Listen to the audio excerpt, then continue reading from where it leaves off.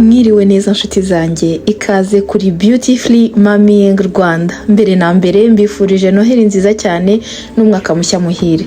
Aha rero tugiye gukomeza aho nari ngeze.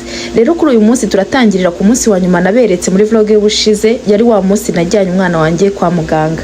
Ahantu hashya aha ngaha uyu ni umuhanda bita Sherbrooke. Sherbrooke rero ihura na n'uyu nguyu twa Vendôme. Kuna imihanda iteye iba inyuranye, ariko nyine urana nk'uyu nguyu uzamuka witwa Vendôme, noneho uri utambika ni wo wa Sherbrooke. Ko kwihuta kugira ngo abantu batakugonga birukanka babere presse bana batwara igitaraganya, ndazi ko gutwara igitaraganya. Ahantu nje hitwa muri bureau en gros, nje gukoresha kwimprima ibintu. Namwe niba muri nahangaha ushobora kujya muri biblioteki yose ya Montreal, niyo make nko bihendutse, cyangwa se nimba ushaka kwimprima nk'impapuro ukigera inaha, impapuro yenda za immigration cyangwa se zijyanye no kwemerwa inaha, ushobora kujya swate muri bureau en gros. Ndimo ndabanza gushaka poubelle yo gushyiramo ku gakombe. Bureau en gros rero ni ahantu bagurisha ibintu by'ama electronique, by'impapuro, by'amakaye n'iki, iyo abana bagitangira amashuri, ariko barahenda. Urabona harimo utuntu twiza, ariko ni ibintu biba bihenze nyine. Usoma ibintu by'amasake y'abanyeshuri, abantu bakora mu biro baba bakeneye kugenda na ordinateur. Kera nkiri muri CEGEP niga muri nursing, twabaga dufite ibitabo byinshi, uburyo hari abanyeshuri bo muri nursing babaga bafite udusakoshi nk'utu tumeze nk'utuvarize, ariko two gushyiramo ibitabo byinshi na ordinateur yawe n'iki, noneho ukagenda ugakurira inyuma yawe nk'ugiye mu rugendo. Ariko ntuzagura amavarize nk'aya nayo kuvoyaje, ariko nk'utu ngutu urabona nk'aka k'umukara kari hano, waterekamo ibitabo ugiye ku ishuri. Nuza uje kwiga muri nursing uzareba, uzaba ufite ibitabo byinshi cyane. Hari igihe nko mu munsi umwe ufite amakuru menshi, rero bigasaba ko ugendana n'ibitabo byinshi nyine, kugira ngo utagenda uhetse ibintu ku mugongo. Nuko rero hano urabona bafite udusakoshi twa ordinateur. Nimba ufite ordinateur ya 15 inches, bitewe n'uko ordinateur yawe ngana, utuntu dusakoshi twa ordinateur. Ubwo rero iyi bureau en gros irimo ibintu akenshi umuntu akenera ajya ku biro, ajya gukora mu biro, ibintu nk'ibyo. Urabona nk'aha hari udukaye two gufatiramo note, hari utu tuntu mubona hano two kupangamo ibintu. Urumva rero harimo ibintu nk'ibyo nyine bitandukanye. Urabona nk'aha hari amacrayon y'abana, hano bafite n'ama ordinateur, bafite n'ama iPad. Urabona nk'iyi yitwa ngo Apple Pad number 10e generation, kuri 560 niyo yingiye. Hano kuri ari keza, wow. Iyi ngiyi niyo nkeneye kugira ngo nge nkoreraho editing y'ama video yanjye, bari byiza cyane, biryoshye, aho kugira ngo mbikorere kuri telefone iri connected directement na telefone, biba ari byiza cyane. Donc iyo niyo prochaine étape ndashaka gutravayaho. Iyi ngiyi ni ya Galaxy Z Fold, ni za telefone za Samsung zizinga. Nanjye n'ubwa mbere nyibonye, kanyiberekeho gatoya. Donc bimeze gutya, kayifungura gutya, ikatiba ekran nini.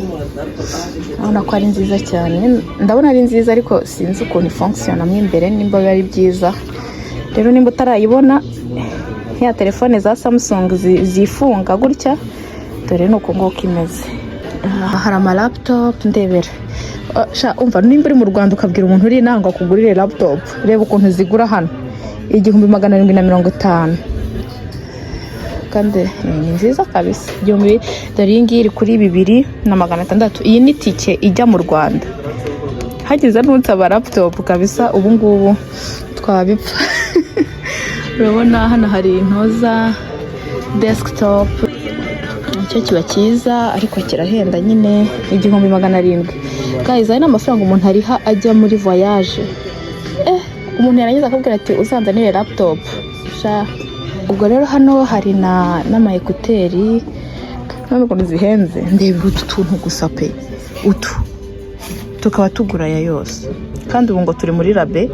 N'uwo twaguragaya, none turaguraya ngaya. Ekuteri ushaka kuyabona muri bureau en gros, uhasanga ibintu byose. Hari amabafle, aya ni amabafle, rero ni muzi nahangaha mva muzace muri biro angro murebe uretse ko ari ahantu hahenze cyane sinaba konseya ko hajya ari bwo mu Kigeri naho waba ugiye kwikokora amafaranga yawe yose ugiye gushaka ibyo mashuri wajya muri Walmart niho hari ibintu bihendutse no muri Dollarama ariko nimba uje ufite abana batoya uzirinde kujya muri biro angro ni ibintu bihenze kire kuje ushaka ibintu byo mu biro byo kujyana mu biro rona zino sharpies ziragura yangaya kandi urabona ni nziza gura 6 ni na nyinshi urabona nk'iki ngiki urabona kino nimba kigura yangaya muhaha muri no magaza muri Dollarama kiragura nk'amadolari 4 amadolari 4 gutyo nuko urabona rero ko harimo ibintu bigiye bitandukanye ngarekanye nenge kwa imprima guys ubwo turi kumwe muri continuity y'iyi vlog bye bye.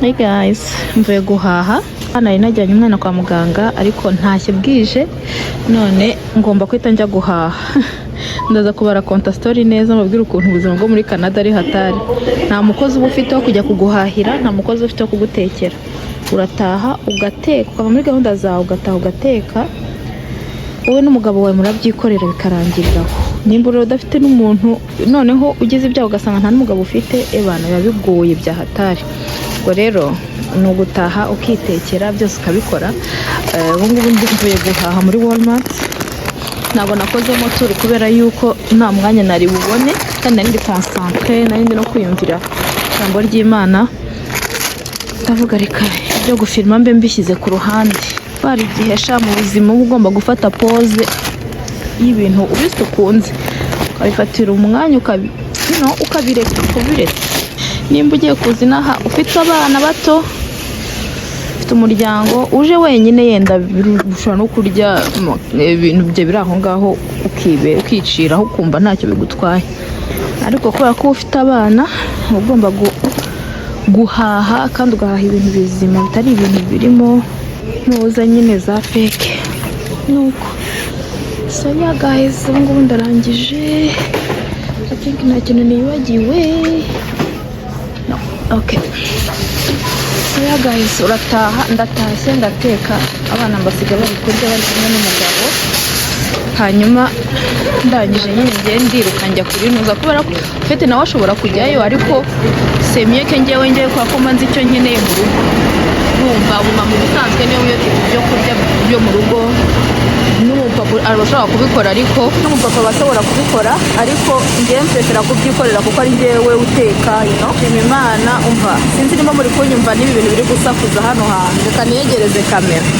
ariko ndashima Imana kubw'ubuntu bwayo ndashima Imana kubwo kunkunda umva biteye ubwoba ofete hari predication nari ndi kumva Imana yawe nari nkeneye ni bersero wanjye yinyohereje ubu nonaha arayinyohereje nza hano kuri Walmart nyumva nta handi kuyumva Imana yanjye Imana iratuvugita ariko nitwumva umva mujye mutekereza ku bintu byose Imana ibakorera bya buri munsi ibintu bisanzwe kubyuka ukabyuka ukumva urahumeka ukazamura ukuboko ukabona kurazamuka ukabona function zawe zose wagiye kuryama ufite zirakora urabasha kuvuga bigakunda ni ukuri ni grace ikomeye cyane noneho kugira Imana mu buzima bwacu ujye ubyuka uvuga ati Imana ushimwe kuba ngufite ujye ubyuka uvuga ati Imana ushimwe kuba ngufite ikindi kandi guys nshaka kubankuraza reka cyo nyivuge nigiyeho gato sinshaka ko ibintu bikomeza gusakuza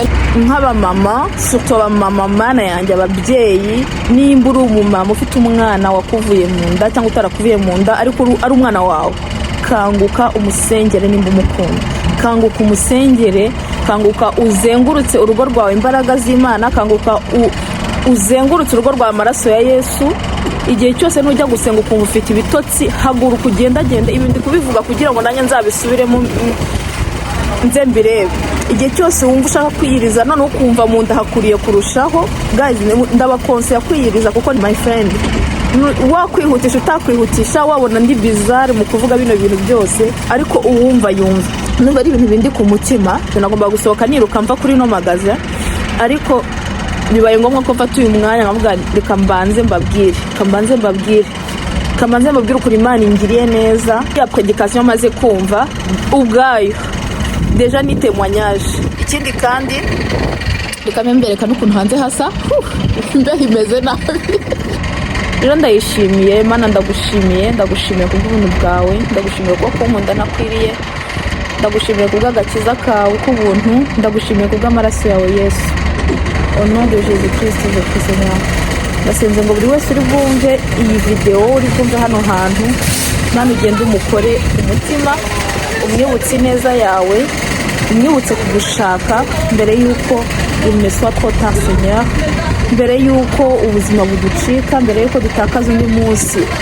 Mana yanjye kure yawe, reka uhora utwibutsa Mana, uhora utwibutsa ubuntu bwawe, uhora utwibutsa kudukunda, uhora utwibutsa, uhora uduha kubona urukundo rwawe, kuko kubitwibutsa urabitwibutsa, urabitwereka, ariko nitwe duhumye amaso. Ndasenze ngo Mana uduhumure twese ko turi hano, ari njyewe ari abari kunyumva, mu izina rya Yesu imbaraga n'ubushobozi, amen. Okay, periode yanjye ya preaching irarangiye, twagiye. Nizere ko hari icyo bibamariye ino partie ya vlog. Please niba kabisa wizera Imana umva uriyumve kandi gukoreho, niba ari ibintu byo kuvuga juste amagambo, juste ndasenga, ndashima Imana mu ijuru ishimwe. Reka ngende, reka ntahe naho mukanya kuri mwebwe, ariko kuri njyewe sinzi naharyari. Nizere ko nza kuba mfite assez d'espace kugira ngo ndangize ino vlog, ariko nishaka inarangirire hano. Umva Imana ni nziza. Turi kumwe guys, peace. Ngiye kubereka ibishyimbo bishyashya nabonye muri video y'umuntu, ndavuga nti reka nzabigerageze. Ni muri video y'abantu bateka nkuko nababwiraga. Rero ngaha nari ngiye kugerageza bino bishyimbo bishyashya nari nabonye muri Walmart. Nagerageje iby'umutuku n'iby'umweru, ndavumsize uko nabonye bino, ndavuga nti reka nabyo mbigerageze. Harimo nutriments, harimo ibintu byiza, harimo fibre, harimo mbega ibintu bigiye bitandukanye by'intungamubiri. Ndavuga nti reka mbigerageze. Ukuntu nabitetse rero ndaza kubibereka nyuma. Arabitogosheje, mbikora mu muceri, ibisigaye mbishyiramo karoti, mbiteka nk'isosi y'ibishyimbo, donc isosi irimo ibishyimbo na karoti. Byari biryoshye, abana barabikunze.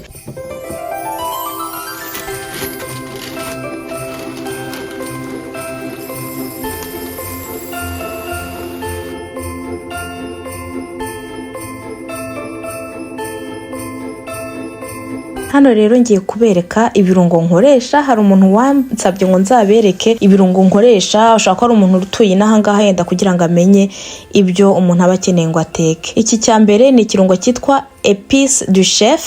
Iki cya kabiri cy'umuhondo cyitwa épice pilaf. Iki ngiki noneho cy'umuhondo cyane cyitwa turmeric na curcuma bivanze. Hanyuma kiriya kindi nacyo nicyo naguze muri Costco cya garlic, ariko kirimo n'ibindi. Donc kanongere mbigendeshe buhoro kugira ngo mubashe kubibona neza.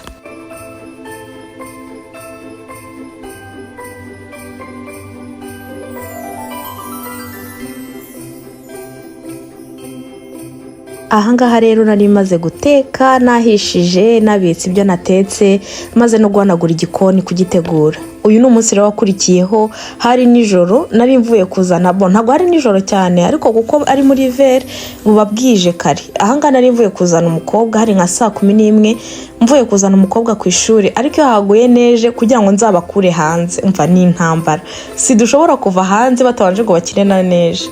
Ahangaha rero nari ndi kubereka ukuntu byari bimeze. Yari muri cya cyumweru hari haguye neje nyinshi cyane.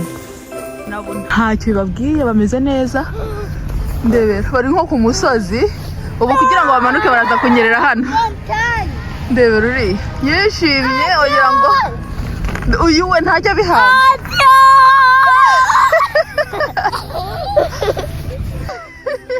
Il y a un petit truc qui vole.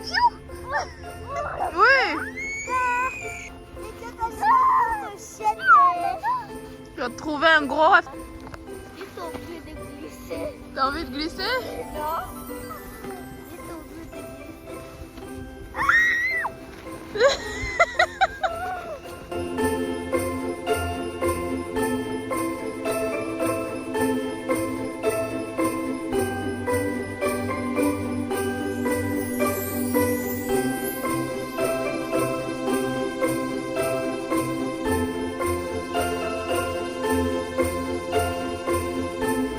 Ahangaha rero nari ngiye kubereka ukuntu natetse bya bishyimbo. Nabitumbitse biva mu mazi bimeze gutya bisa nk'ibyabyimbye mbega. Ahangaha harimo karoti ziseye, harimo n'ibitunguru n'uturungo dukeya.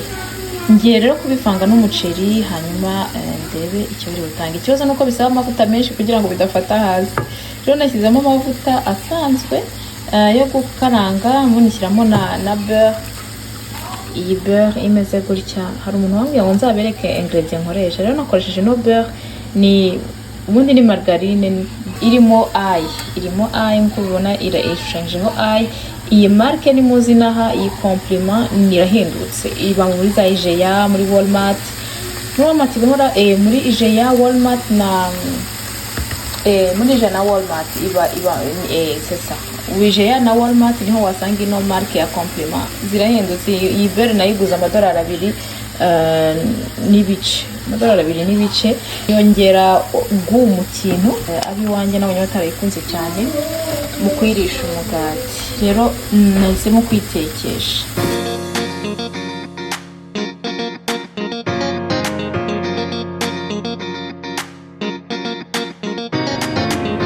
Guys, umuceri ndabona wabaye heza, ntabwo wafatanye cyane, ariko ibara muri kubona ntabwo ari ryo.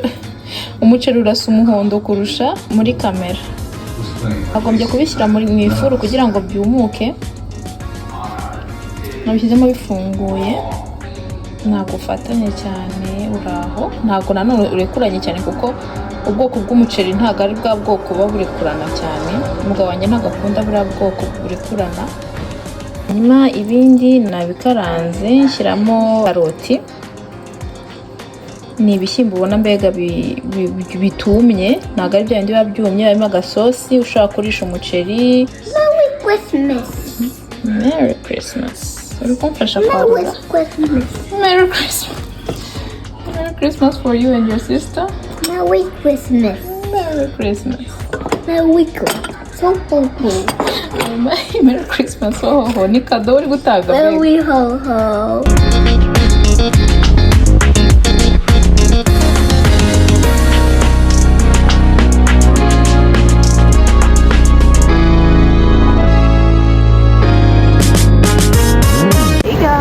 Mwaramutse neza. Uyu munsi rero ngiye kuri eglise mu gitondo, turi ku cyumweru, ntabwo najyanye n'abana. Reka mbereke bus mfata iyo ngiye kuri eglise. Ngiye gufata bus 165 injyana kuri eglise directement. Nyifata kuri metro bita Concordia. Aha ni kuri metro bita metro Concordia. Aha ni mu mujyi rwagati. Ko niko nyine hasa, nzahabatembereza naho nyaba hameze neza.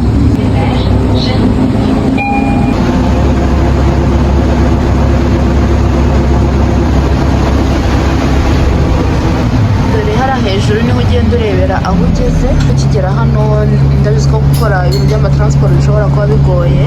Rero ugomba kureba umuhanda uri bumanukireho, ugenda wiyafisha hano hejuru nyine, bakagenda bakubwira aho ugeze.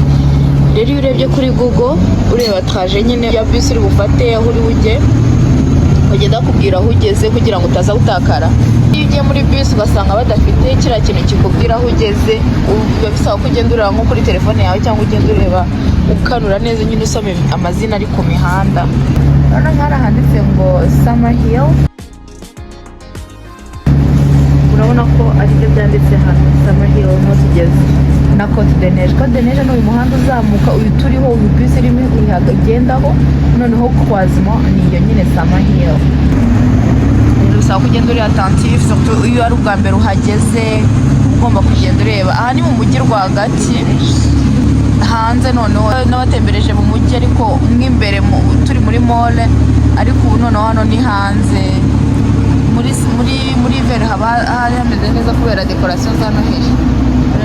Ndi kuvuga ngo mu gihe cya Noheli haba hari ubuzima mu mujyi kubera decoration za Noheli, haba hari amatara. Rero ni season nkunda cyane kubera ko deja urumva season ibikonje, wumva udashaka gusohoka, wumva hari depressive, igicu kitameze neza, ari gris. Iyi mood ituma abantu bajya muri depression cyane, ariko iyo bashyizeho udutara twa Noheli ukabona haje ibyishimo mu mujyi, ukora we nkunda cyane season ya Noheli.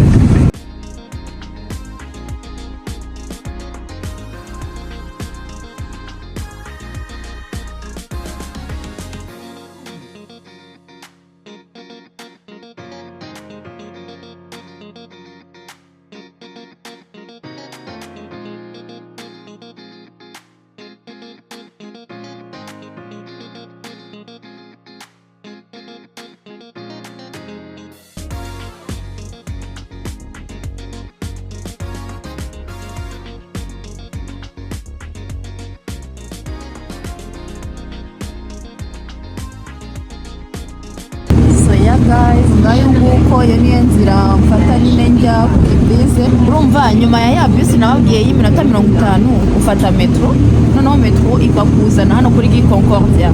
Noneho wagera kuri Gi Concordia ugafata bus la 165. Nimba ushaka no kuza kudusura kuri eglise nduri bushyashya muri Montreal, ushaka kubishyira muri Google ukahita ubona adresse.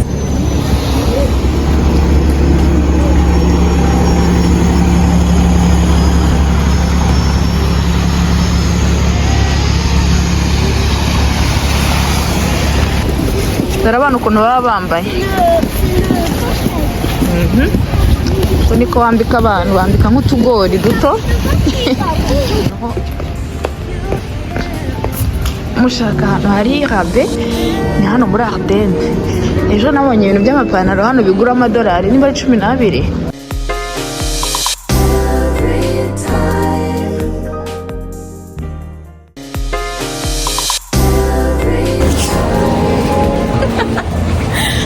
$12 shambonye ipantaro. Guys, usko nta myenda ngira. Birababaje. Ngira nk'amapantaro angahe pe. Ngomba gutangira kongera kwiyitaho. Ufite igihe cyarageze ndeka kwiyitaho burundu.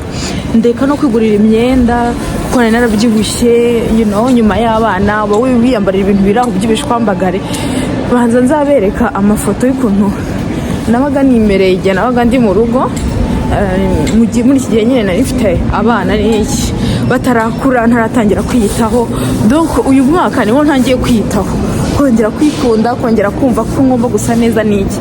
Ubwo rero n'uyu mwaka umwaka ushize n'uyu mwaka igihe nakoraga ya resolution, ya video ya resolution y'uyu mwaka nyine mwe nababwiraga ngo ngomba kongera kwiyitaho.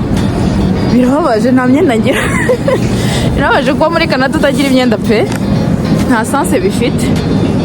Uzi ko byagezeho nkasa n'uwibagirwa ukuntu abantu bambara. Byagezeho nsa nk'uwibagirwa style yanjye, ariko naje gusanga biba ku babyeyi benshi cyane ko tubura umwanya wo kwiyitaho, ugatangira kwiyibagirwa ukajya wambara ibyo wiboneye. Umupira nakora bikarangirira ibintu by'amastyle wapi. Ubwo rero iki nicyo gihe mumbwire namwe ukuntu umuntu muri Canada bafite amapantaro abiri. Ariko kuva kera ntabwo nari umuntu ukunda kwambara cyane, kubera ko kera tukiri bato muribuka intambara irangira ntabwo abantu baguraga imyenda buri munota, ntabwo waba ufite imyenda myinshi cyane.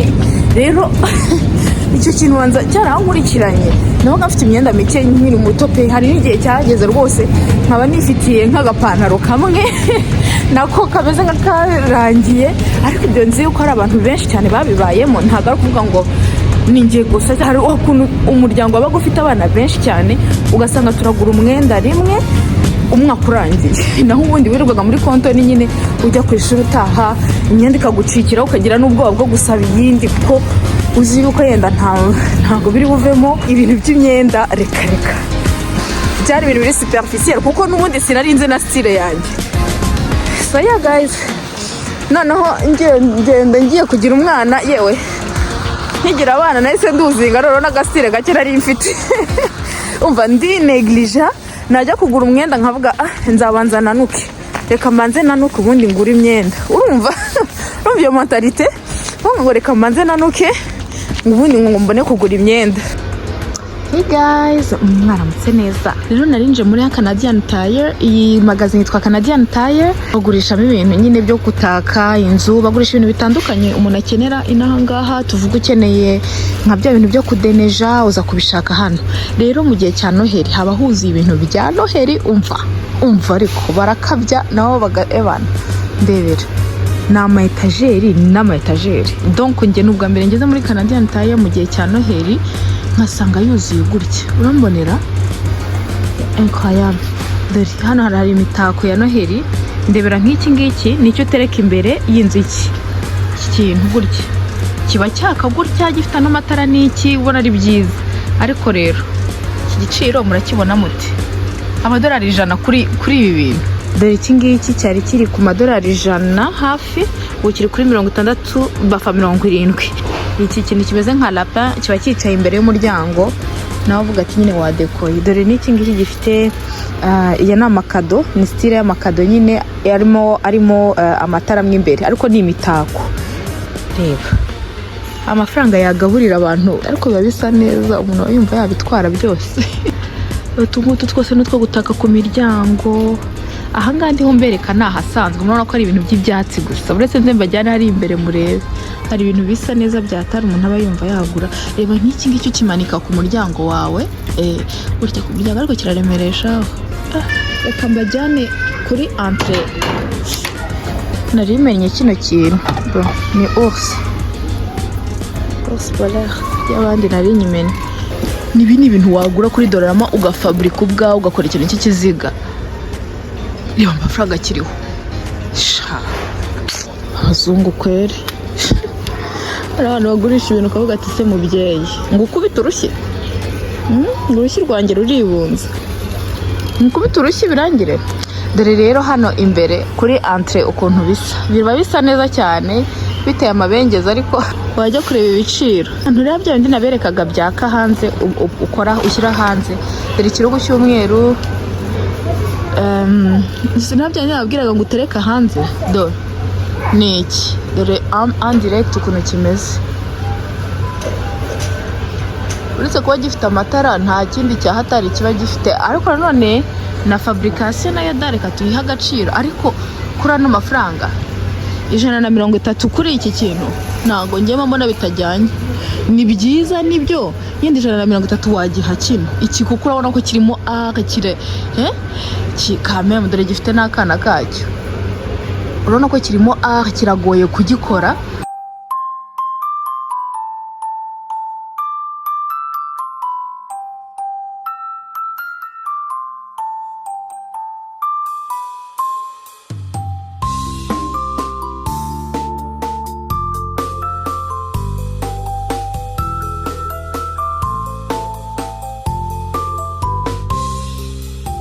Rero naje kugura amabule, ibintu byo gushyira ku kirugo, ornament rero ni hano nayaguze. Nafashe iri ngiri rya gold, kuko ndashaka ko ikirugo kiba gold and white, ndashaka ko economiza. Izi nizo ornament zonyine ndi bukoreshe ku kirugo cyanjye. Ikirugo nakiguze kirimo amatara afashe model, voilà. Iki nicyo cyama inspiration ya gold and white, uko nari byiza. Ariko ugiye kureba amafaranga ari kuri iki kirugo ubwacyo wakwiruka. Hano ni gatoya. Hari abantu bagura imitako nk'ingi bakayishyira ku mazu yabo. Dore nk'iriya mbwa, iyi mbwa ushobora gusanga igura nk'amadolari 200 kugira ngo itereke inzu imbere y'inzu yawe. C'est incroyable. So yeah guys, murabona ko hari ornament ni nk'igihumbi.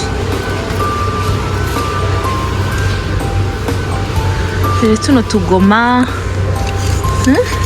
tugoma twiza cyane. Iyo tuba ari umweru na gold nari kuba mfashemo kamwe, ariko nari twiza. Tugoma umanika kuri ntuza.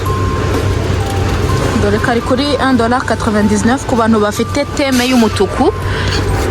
Ku bari muri Canada mufite teme y'umutuku muri decoration yanyu, dore hari utugoma ushaka kumanika ku kirugo cyawe. Muri Canadian Tire kamwe karagura $2. Ushaka kugura nka 6 cyangwa 8 tuba duhagije, ni 16 ku tuntu z'8. Urumva? Nuko ubwo rero nijye ndi gukeka ko iyi ngiyi y'utuntu 25 igura kimwe nk'iyi. Nibyo ndi gukeka, ariko simbizi pe, ntakubeshye. Guys, niba wafashe ikintu muri magazine wagisanze ahantu runaka ariko utazi igiciro, batashyizeho igiciro, ushaka kugifata ukaza ahantu hameze gutya, hari iki kimashini, noneho ukabaleya. Kubaleya no gucishaho nyine ukatubona amafaranga kigura. Urabona ko ntabwo narindi sire kuko nagisanze ahantu ariho hose. Hanyuma iyi nene nayikunze nuko ari dukeya twagiye. Ibintu byose ndabibonye.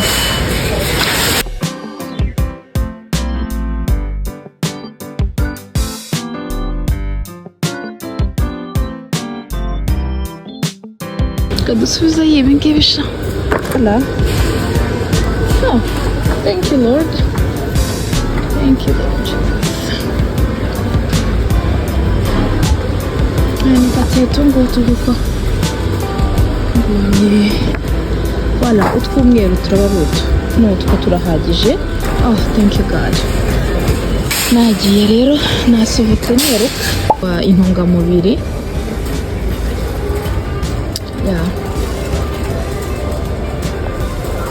hakaba hari amapire, amabuye ushobora gukoresha mu bintu bitandukanye, amatoroshi nukenera itoroshi uri hano muri Canada, kandi nakubwira nti wowe uzashaka itoroshi nugera hano ko hari igihe umuriro ukuburana, ubwo nyine ukaba obligé gukoresha telefone, bijya bibaho ko umuriro ugenda. Rero nakubwira ukagura utuntu tw'udutoroshi umuriro uramutse ugiye.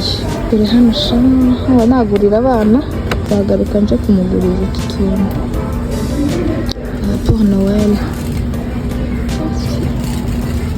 Utu ni utuntu utereka mu modoka yawe kugira ngo ihumure neza.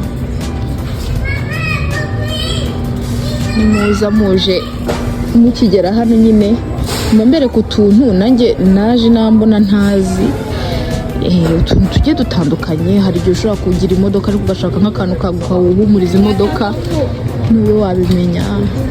Hano rero niho bagurisha imigozi ya telefone, urabona ko hano irahendutse. Hari umwana w'inshuti yanjye nahoze mvugana nawe ndimo njya gushaka imigozi yo gusharja, ariko ngeze ahantu mbona ziri kuri 20. barakagwira we nuramuka urebye urabona ko hano bari ku $9 cyangwa 10 gutya. Donc telefone yawe nibura shajeri ushobora kuza kugura hano ku $9 9 10 bikagufasha. Ahangaha iyo nza kuba ndi kumwe n'abana banjye bari kuba bambwiye ngo mbagurire bino bintu, barabikunda ariko birasakuza, simbikunda kubera ukuntu bisakuza, sinabibagurira. Baragusakuriza ugasigara wibaza icyatumye ubigura. Amabombo ku nzira ngana ndakarwaye, tutuntu nako ndaturwaye ari twinshi two gutaka mu cyumba. Uradukora nyine ukagenda udushyira mu cyumba, ubundi wakwatsa tugakora amabara nyine yagutya. Ariko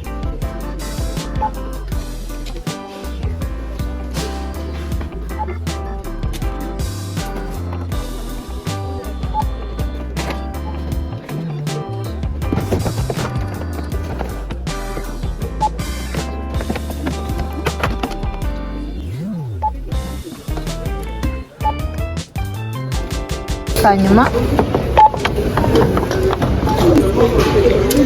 nibagiye gufata igikapu kandi nari nagitekereje, none ngiye kugura igikapu.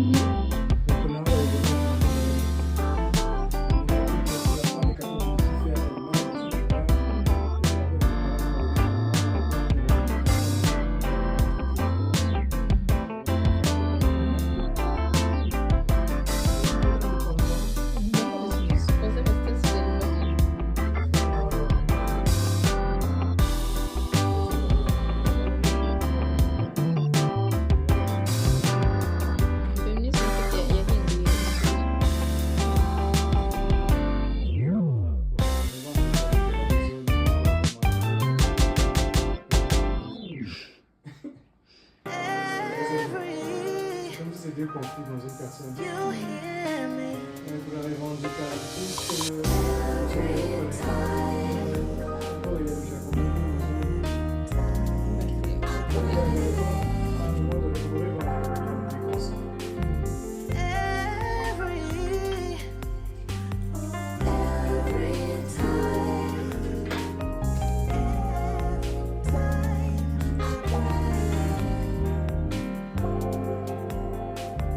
You hear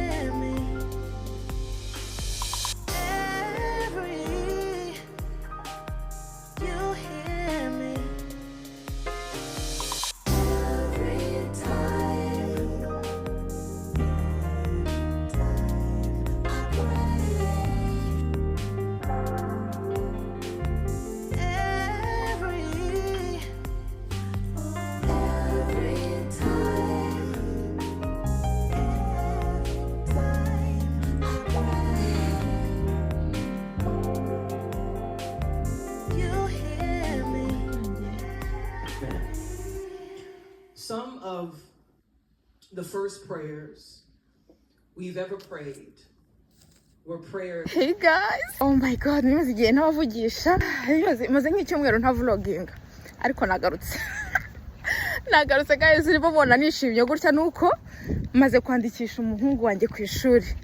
I can't believe ko mfite abana babiri bajya ku ishuri. Like, how did time go?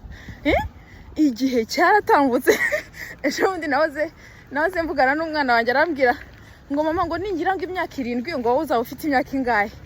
Turayibara nsanga azagira imyaka 7 ngiye mfite nimba ari 30 n'ingara. Bitanu. Oya, azagira imyaka 7 ngiye. Ngo nari nikecuje di. Azagira imyaka 7 mfite 33. Ariko guys, it's crazy. I can't believe ko umwana wanjye wa nyuma agiye gutangira ishuri, but I'm so happy. I'm so grateful. Imana ni nziza, Imana ishimwe. Ebana ko bibagejeje mu mashuri bombi. I can't believe this. Ndi kumva ngo umuhungu wanjye mubyaye juste ejo bundi. Imyaka iriruka. But anyway, I hope you guys are doing well. Nimwite ku misatsi, muri ko imisatsi imeze. Umva, uyu munsi turi kwa gatanu. Umusibe ejo ni Noheli, tugomba kujya kuri eglise ngo ku ishuri. Umusibe ejo ni Noheli, tugomba kujya kuri eglise. Sindakora imisatsi yanjye, sindakora imisatsi y'umwana, y'abana nako. Mungu wanjye nansigaye mukorera imisatsi, sindakora imisatsi yacu twese. Nizere ko muri kugira ibihe byiza bya Noheli. Reka mpite profita mfunga ino vlog hano. Umva, ndishimye, ndashima Imana yuko abana bombi bagiye gutangira ishuri. Ndashima Imana ko ndangije umwaka amahoro. Ndashima Imana ko umwami Imana ko ndangije uyu mwaka, ko ngejeje iki gihe ku itariki 22 z'ukwa 12 nkiri muzima. Ndashima Imana kubw'ibyo twagezeho byose, kubw'aba subscribers bose baje kuri no channel. Ndashima Imana kuko mu minsi iri imbere ibyiza biri imbere, you know. Rero reka mprofite ndi hano muri uru rumuri rwiza, mbifurize ibihe byiza bya Noheli. Imana izabahe kuramba, izabahe kubaho kugera uyu mwaka urangiye na nyuma yaho. Imana izafungura ibigega by'umugisha nimutangiye umwaka wa 2024. Imana izabane natwe, izabakomeze bane natwe, ariko hejuru ya byose tuyishakane umutima, dushaka uburyo twakwikosora aho tugomba kwikosora. Ngiye byo ndabizi ko ngomba kwikosora ahantu henshi, ngomba kwikosora. Ni Imana gusa idushoboze kandi iduhe kuba imbere yayo, iduhe kuyifuza, iduhe kwifuza kuba muri presence yayo. In Jesus name, ndabifuriza Noheli nziza n'umwaka mushya muhire, kuko ndabizi ko vlog ikurikiye izaza nyuma ya bonani cyangwa se nyuma ya Noheli. So yeah guys, nishimiye cyane kurangizanya umwaka namwe. Abashyashya bari kuza uyu mwaka, umva welcome. Tugeze ku 4,430. Rero nukuvuga ngo dushobora no kurangiza uno mwaka tugeze kuri 5. Ndabashimiye ko twagendanye uyu mwaka wose kandi ko tuzakomezanya n'umwaka utaha. So peace, Imana ikomeze ibarinde. Bonne année et joyeux Noël. À bientôt. Thank you Lord, thank you Lord. All I have to say, thank you Lord. What shall I say unto the Lord? All I have to say, thank you Lord.